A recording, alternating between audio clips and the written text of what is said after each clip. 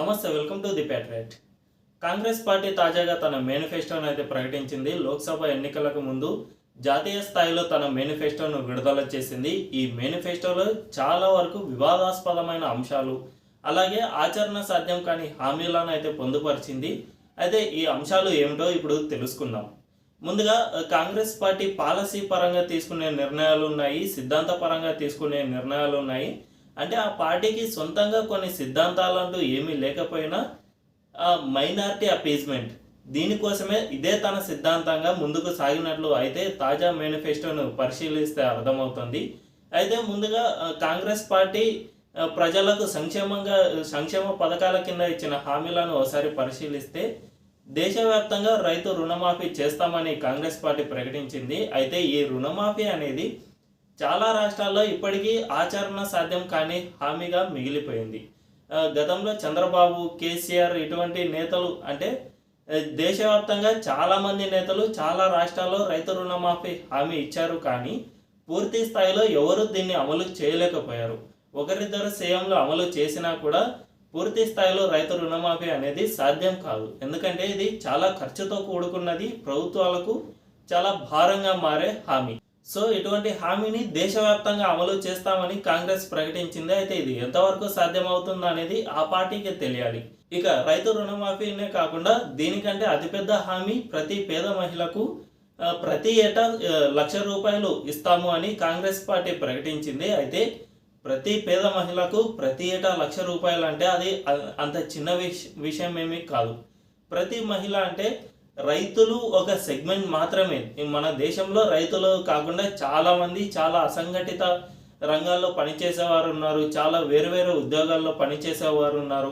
వీరందరినీ తీసేస్తే రైతులు మిగిలేది కొంతమంది. ఆ రైతులకే రుణమాఫీ సాధ్యం కానిది ఇక్కడ ప్రతి మహిళకు ప్రతి ఏటా, అది కూడా అంటే రైతు రుణమాఫీ ఒకసారి చేస్తామని హామీ ఇస్తారు. అప్పటి వరకు ఉన్న రుణంలో 1,00,000 రూపాయలు మాఫీ చేస్తామని ప్రకటిస్తారు. అవే సాధ్యం కాని తరుణంలో ప్రతి మహిళకు అంటే ప్రతి పేద మహిళకు ప్రతి ఏటా 1,00,000 రూపాయలు ఇస్తామని కాంగ్రెస్ పార్టీ ప్రకటించింది. ఒక అంచనా ప్రకారం దాదాపు 6 లక్షల కోట్లు ప్రతి ఏటా ప్రభుత్వంపై భారం పడనుంది. అయితే దీన్ని కాంగ్రెస్ పార్టీ ఎలా సాధ్యం చేస్తుందో, అంటే ఎలా అమలు చేస్తుందో చూడాల్సిందే మరి. అయితే ఇక సంక్షేమ పథకాల విషయం అటుంచితే వీటితో పాటు చాలా సంక్షేమ పథకాలను అయితే కాంగ్రెస్ పార్టీ ప్రకటించింది. ఈ రెండింటిని చూస్తేనే ఇక అవి ఆచరణ సాధ్యం కాని హామీలని తేలిపోయింది. సో సంక్షేమ పథకాల పరిస్థితి అటుంచితే ప్రస్తుతం సిద్ధాంతపరమైన హామీలను కొన్ని అయితే కాంగ్రెస్ పార్టీ ప్రకటించింది. ఈ హామీలను ఒకసారి పరిశీలిస్తే ఎక్కువగా మైనారిటీ అపీజ్మెంట్ కోసమే ఈ మేనిఫెస్టోను అయితే ప్రకటించినట్లు తెలుస్తుంది. ఈ మైనారిటీ అపీస్మెంట్లో భాగంగా ముఖ్యంగా ముస్లింలకు పర్సనల్ లా బోర్డు, అంటే ముస్లింలకు పర్సనల్ లా చట్టాలను తాము ఏమాత్రము తొలగించామని, వాటిని మరింత బలోపేతం చేస్తామని కాంగ్రెస్ పార్టీ ప్రకటించింది. అంతేకాకుండా ఫుడ్, డ్రెస్ ఈ విషయంలో ప్రభుత్వం ఏమాత్రము అభ్యంతరం చెప్పదు. వారికి సంబంధించిన డ్రెస్ కోడ్ ఎలా ఉండాలి, వారు ఏ ఆహారం తినాలి అనేది పూర్తిగా వారికి వదిలేస్తామని కాంగ్రెస్ పార్టీ ప్రకటించింది. అయితే ఇక్కడ పర్సనల్ లా చట్టాలను మరింత బలోపేతం చేస్తామని కాంగ్రెస్ పార్టీ ప్రకటించింది. ఈ పర్సనల్ లా చట్టాలు ఎలా ఉంటాయి అంటే ముఖ్యంగా త్రిపుల్ తలాక్. మనందరికీ తెలుసు, ముస్లిం సమాజాన్ని చాలా వరకు త్రిపుల్ తలాక్ అనే అంశం వేధిస్తూ వచ్చింది. చాలామంది ముస్లిం మహిళలు దీని నుంచి చాలా ఇబ్బందులను అయితే ఎదుర్కొన్నారు. ఉన్న పలంగా తలాక్ చెప్పడం, వారు అప్పటి వరకు ఉన్న జీవితం మొత్తం మారిపోవడం, అప్పటి వరకు ఉన్న ఒక భర్త అనే తోడు వీడిపోవడం, దీనివల్ల ఆ మహిళలు ఎంతో ఇబ్బంది పడ్డారు. సో అటువంటి చట్టాన్ని నరేంద్ర మోదీ అధికారంలోకి వచ్చిన తర్వాత రద్దు చేశారు. దీంతో చాలామంది ముస్లిం మహిళలు కూడా బీజేపీకి ఓటు వేసిన పరిస్థితి. అంటే ఇప్పటి వరకు బీజేపీకి ముస్లింలు అసలు ఓటు వేయరు అనే పరిస్థితి నుంచి ముస్లిం మహిళలే బీజేపీకి ఈ చట్టాన్ని రద్దు చేసినందుకు ఓటు వేసిన పరిస్థితి అయితే చాలా నియోజకవర్గాల్లో నెలకొంది. సో అటువంటి త్రిపుల్ తలాక్తో పాటు చాలా వరకు అంటే ముస్లిం పర్సనల్ లాస్ను చాలా వరకు మరిన్ని ఎక్కువ చేస్తామని కాంగ్రెస్ పార్టీ ఈ హామీతో ప్రకటించినట్లయింది. అయితే ఈ ముస్లిం పర్సనల్ లా బోర్డుకి ఏఎంపీఎల్బీ అనే ఒక సంస్థ ఉంటుంది. ఆ సంస్థ చెప్పినట్లే చాలా వరకు దేశంలో ముస్లిం పర్సనల్ లా బోర్డు తయారవుతుంది, అంటే పర్సనల్ లా చట్టాలు తయారవుతాయి. సో ఈ ఏఐఎంపిఎల్బి అనే సంస్థ త్రిపుల్ తలాక్ని ఇదివరకే వ్యతిరేకించిన సంఘటనలు మనం చూసాం. దీంతోపాటు యూసీసీ ఇటువంటి వాటన్నిటిని ఈ ముస్లిం పర్సనల్ లా బోర్డు వ్యతిరేకిస్తూనే వచ్చింది. సో ఈ పర్సనల్ లా బోర్డు చెప్పినట్లే కాంగ్రెస్ పార్టీ తన మరోసారి పర్సనల్ లా చట్టాలను సవరిస్తామని చెప్పినట్లయింది. ఇక దీంతోపాటు ముస్లింలకు అంటే కోర్టుల్లో ముస్లింల జడ్జిల సంఖ్య పెంచుతామని కాంగ్రెస్ పార్టీ తన మేనిఫెస్టోలో ప్రకటించింది. అంటే కోర్టుల్లో ముస్లిం జడ్జిలు ఎక్కువగా కావడం వల్ల తీర్పులు ముస్లింలకు అనుకూలంగా రావాలని కాంగ్రెస్ పార్టీ భావిస్తోందా అనే విషయం కూడా ఇక్కడ ఒక సందేహంగా మారింది. అదే ఈ ముస్లిం జడ్జిలనే కేవలం జడ్జిల విషయంలోనే ఈ విధమైన హామీ ఎందుకు ఇచ్చింది అనే విషయం మనం చాలా క్షుణ్ణంగా పరిశీలించాల్సిన అవసరం ఉంది.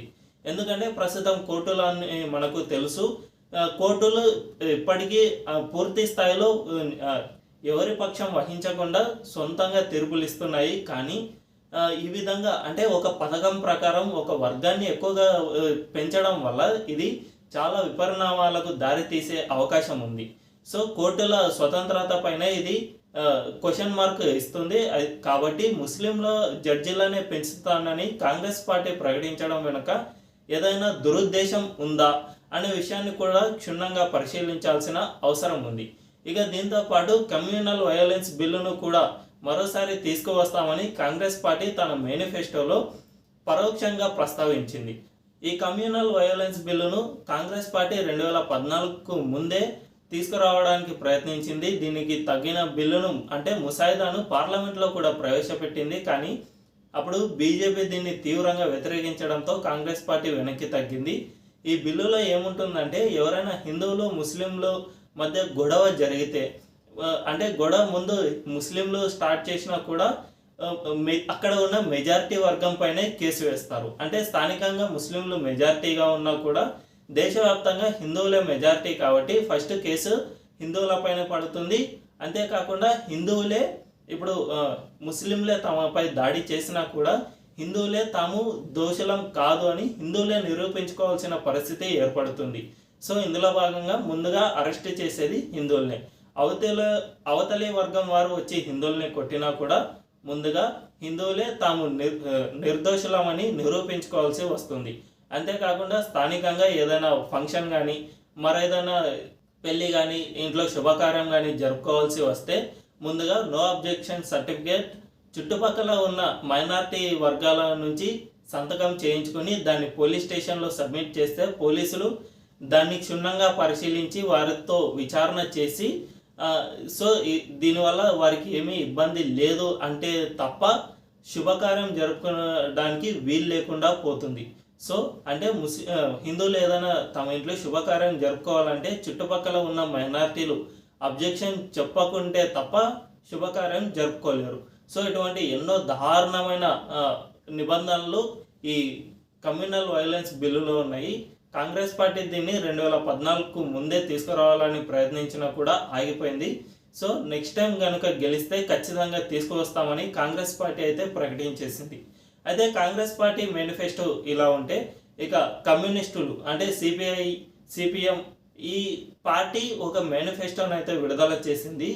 ఈ మేనిఫెస్టో చూస్తే అసలు ఇది ఇండియాలోనే తయారైందా లేదా చైనాలో తయారైందా అనే అనుమానం కూడా రాకమనదు. ఈ కమ్యూనిస్టులు విడుదల చేసిన మేనిఫెస్టోలో ఏముందో ఒకసారి పరిశీలించే ప్రయత్నం చేద్దాం. కమ్యూనిస్టుల మేనిఫెస్టోలో క్షుణ్ణంగా పరిశీలిస్తే ముఖ్యంగా విదేశీ టైప్స్ను పూర్తిగా మార్చేస్తామని కమ్యూనిస్టులు అయితే ప్రకటించారు. ఇండియాకు అమెరికాకు ఉన్న రిలేషన్స్ పూర్తిగా తొలగిపోయేలా తాము ప్రయత్నిస్తామని చెప్పారు. అంతేకాకుండా ఇండియాకు ఇజ్రాయెల్కు మధ్య ఉన్న సంబంధాలు కూడా కట్ చేస్తామని తమ సపోర్ట్ పూర్తిగా పాలస్తీనాకే ఇచ్చేస్తామని చెప్పేశారు. దీంతోపాటు ఇటు చైనాతో తమ సంబంధాలను మరింత బలోపేతం చేసుకుంటామని, పాకిస్తాన్తో సంబంధాలు ఇప్పటివరకు క్షీణించిన సంబంధాలను మరింత బలోపేతం చేస్తామని, కల్చరల్గా ఆర్థిక పరంగా ఆ దేశంతో తాము పూర్తి సంబంధాలు నెరుపుతామని, దీంతోపాటు భారతదేశంలో ఉన్న న్యూక్లియర్ వెపన్స్ అన్నీ డిస్ట్రాయ్ చేస్తాము, ఈ న్యూక్లియర్ వెపన్స్ ఇండియాలో ఏం మాత్రం ఉండకుండా తాము చూస్తాము అని కమ్యూనిస్టులు తమ మేనిఫెస్టోలో ప్రకటించారు. సో ఇదంతా చూస్తే అయితే కమ్యూనిస్టులు భారత్లో గెలవరు కదా అని మనం భావించవచ్చు. కానీ కాంగ్రెస్, కమ్యూనిస్టులు, దేశంలోని విపక్షాలతో ఇండి కూటమి అనేది ఒకటి ఉంది.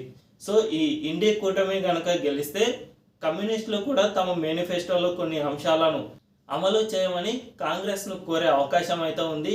అంతేకాకుండా కేవలం కోరడం మాత్రమే కాదు, కమ్యూనిస్టులు ఖచ్చితంగా తాము ఇచ్చిన హామీలను నెరవేర్చే విధంగా వారు ఖచ్చితంగా ప్రయత్నిస్తారు. కాంగ్రెస్పై అంతగా ఒత్తిడి చేసే అవకాశం ఉంది.